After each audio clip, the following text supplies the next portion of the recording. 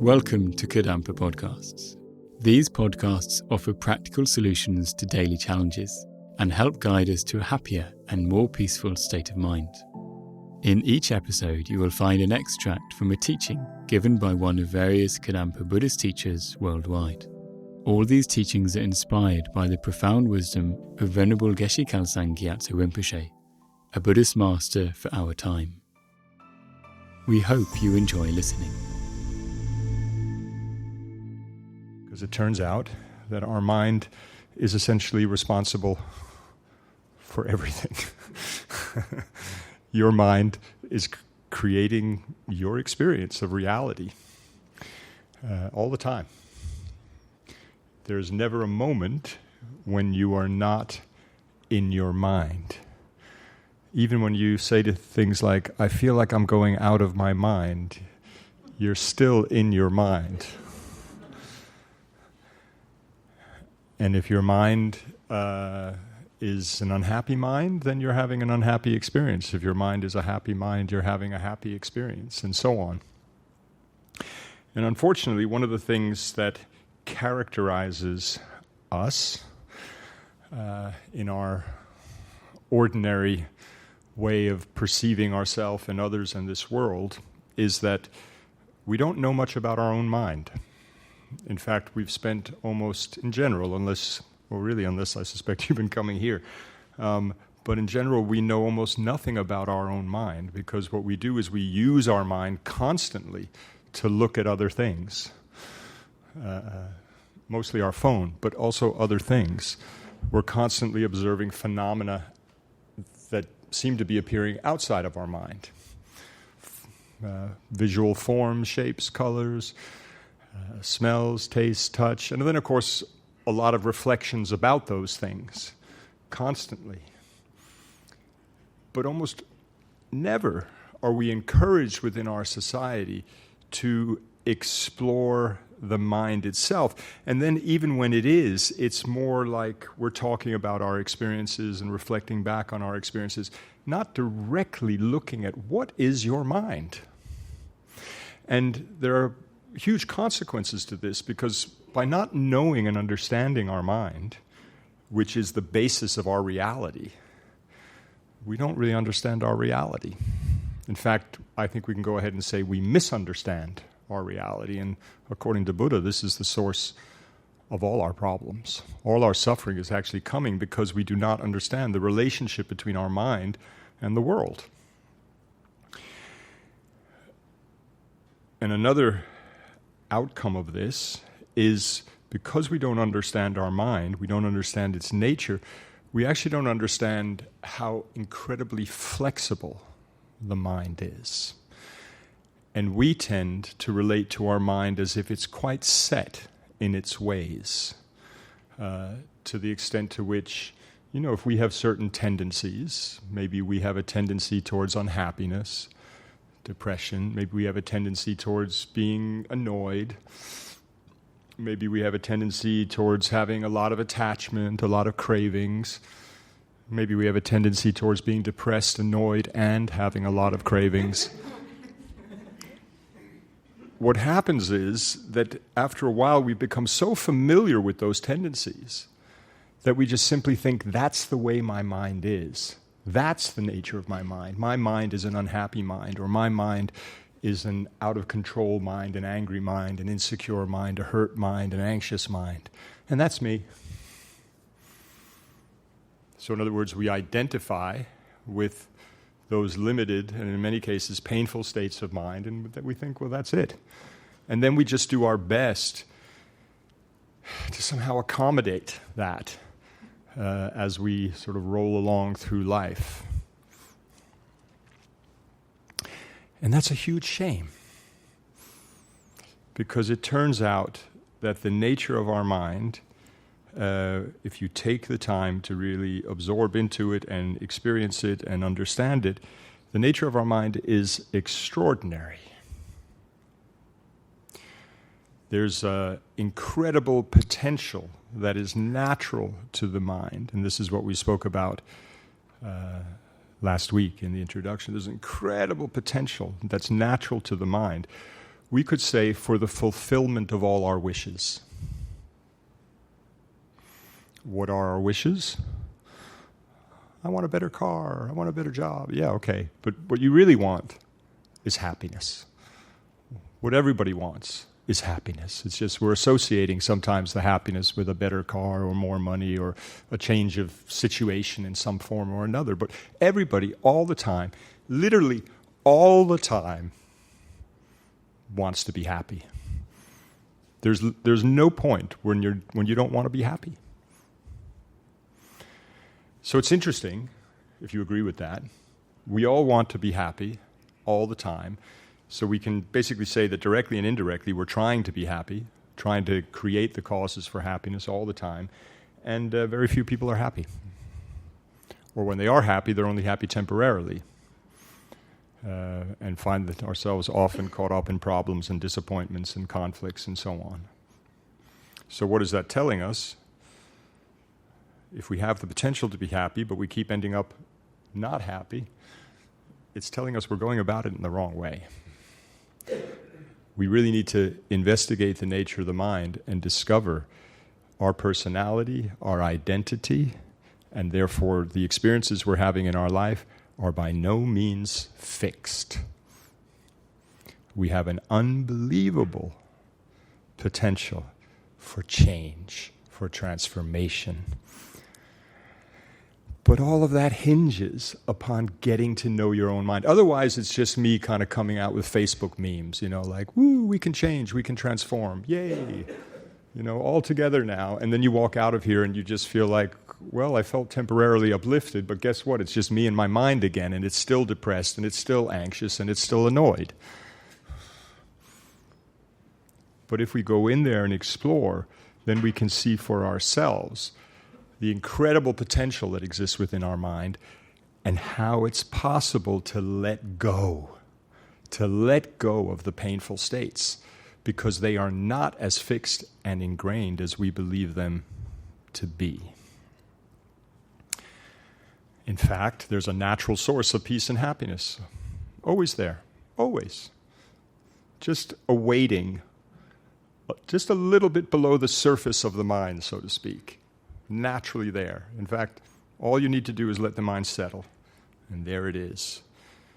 And that becomes like our building block for a whole new approach to fulfilling our wishes, where you start building happiness from within and learning as a result to bring your happiness with you wherever you go. That's the best way to live. If you want to have a guaranteed good night out, bring your own happiness.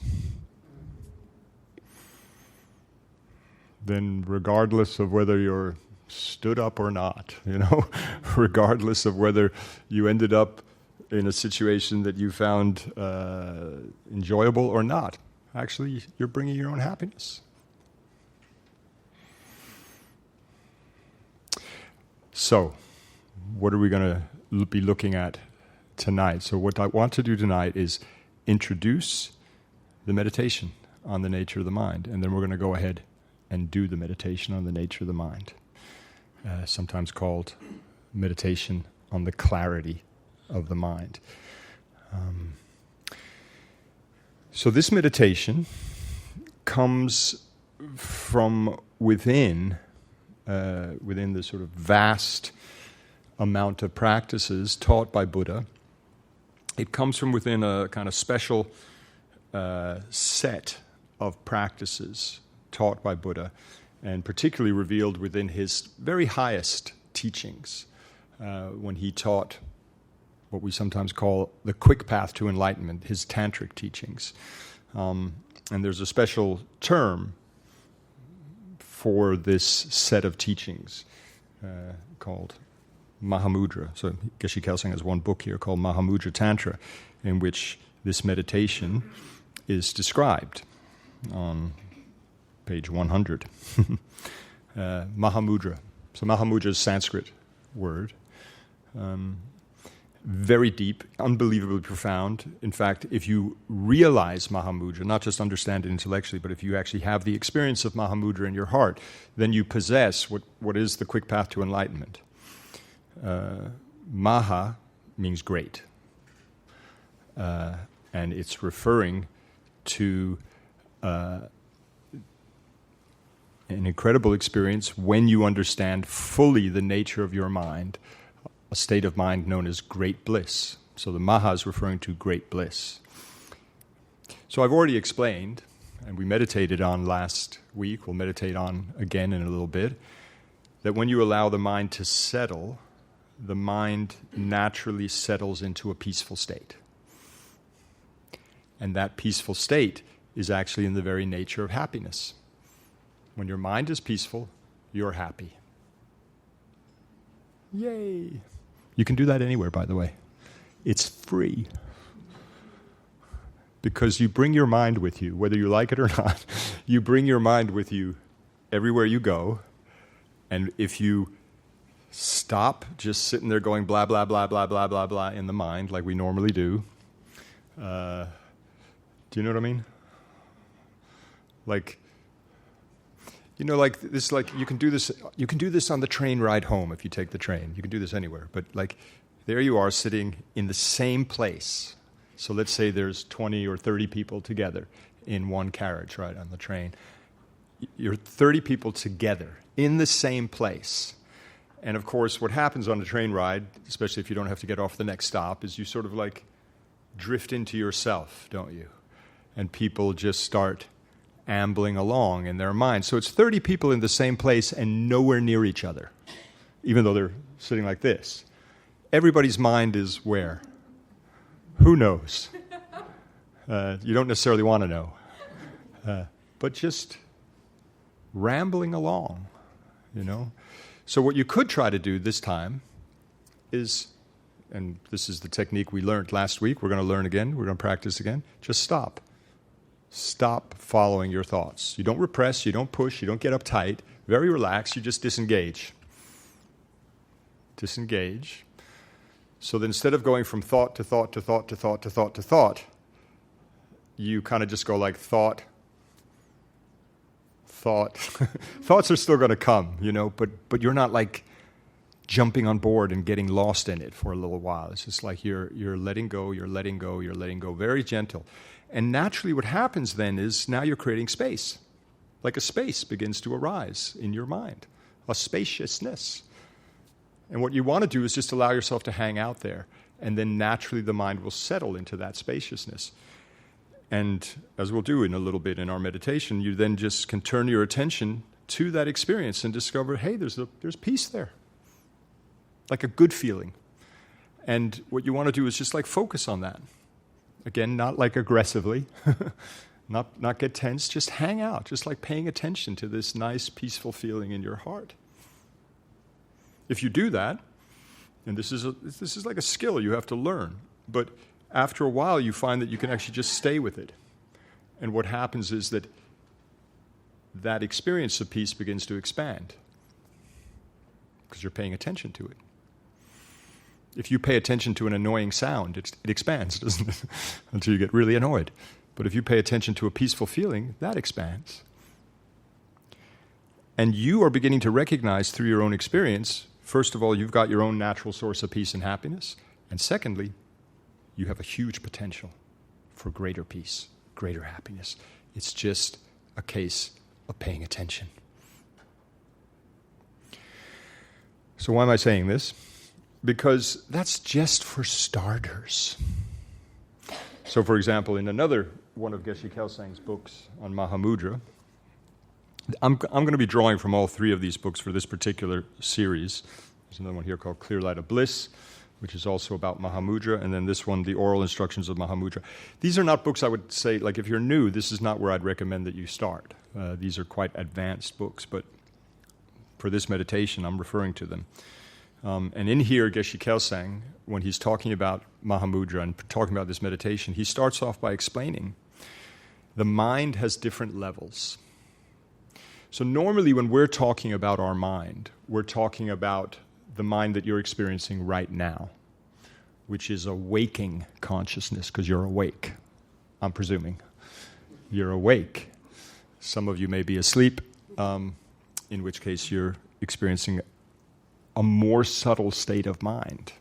So we say there are actually 3 levels of consciousness in general. There's a waking consciousness, which is your most gross state of mind, meaning you're most easily to recognize, most manifest. Then there's, when you're dreaming, then you're in a subtle mind. And there are lots of different levels of subtle mind, but one of them is a dreaming consciousness. It's more subtle, isn't it? It's kind of very manifest when you're in it, but you find it difficult to use it and to remember it and so forth, because it's subtle. And then there's the most subtle level of mind, which is the mind that you experience in deep sleep. And I'm pointing here because what happens when you fall asleep, as we say, is that your inner energies begin to absorb inwards through a network of channels until you arrive at your heart channel wheel, your heart chakra, your heart center. And the very subtle mind is located there. And that mind is known as the mind of clear light. Clear light mind. That mind is completely non-conceptual. It's not a thinking mind. It's like pure experience. So we go into it every night when we fall asleep, probably several times, because we kind of then go out into a dream state, and then maybe we go back into the clear light state. But we can't remember it, because you and I, unless you've been practicing tantric meditation for quite a while, have not developed subtle mindfulness, in particular very subtle mindfulness, which means the ability to make use of and remember when you're in those deep states of mind. So unfortunately, we just pass through them without being able to harness them, to make use of them. So far, so good? So what that means is that, if you have a restful sleep, that's because you actually spent some time in the very subtle mind, because that kind of just naturally balances you out, and you have like a very deep, relaxed experience, and then you kind of come out of that and you feel quite rested. Other times, you know that experience when you've gone through a whole night and yet you wake up more tired than when you went to bed because your mind was so occupied, because you weren't spending much time deep down. You were quite superficial, so to speak, in your sleep. So the very subtle mind is just very naturally peaceful. It's very naturally focused. In fact, it's pure concentration if only you could harness it. And it's in the nature of great bliss. Ooh. To me, I just find this the most wonderful piece of information. And I just think it's quite sad that in our society we have almost zero awareness of this. Why? Because basically, I think increasingly, with especially the whole push towards believing that somehow we're just robots with feelings, this kind of whole idea that you're just a computer, with feelings, we're sort of increasingly going towards this unbelievably materialistic perspective take on life. And meanwhile, what all the great meditators, who we might say are explorers of consciousness, to an extraordinary degree. I mean, these folks were serious over the generations. They spent a lot of time in deep, deep meditation, excavating, so to speak, the nature of consciousness and being able to experience extraordinary states and then report back and explain how to get there yourself and so on. And that's been confirmed generation after generation after generation. And in our society, unfortunately, as we become more and more sort of grossly materialistic, we're ignoring all that. And it's such a shame, because what they're explaining is that the deeper in you go to the mind, the better it gets. And I would say that's literally the opposite of what we're told. Our society's whole kind of orientation is, don't go in there. It's dangerous in there. That's a dangerous neighborhood, Don't go in there. Stay out. Look at stuff. Listen to things. Smell stuff. Touch stuff. Look at more stuff. In fact, just keep looking. Binge looking. And it's a shame, because literally the solution to all our problems lies right in here. The very nature of your mind at its most essential is bliss, or maybe we don't really even get what that means, but like just pure happiness. Pure happiness. That's the nature of our being. If you feel inspired by this podcast, then dive deeper into timeless wisdom of modern Kadampa Buddhism by following the link in the episode description. We look forward to reconnecting with you in the next episode of Kadampa Podcasts.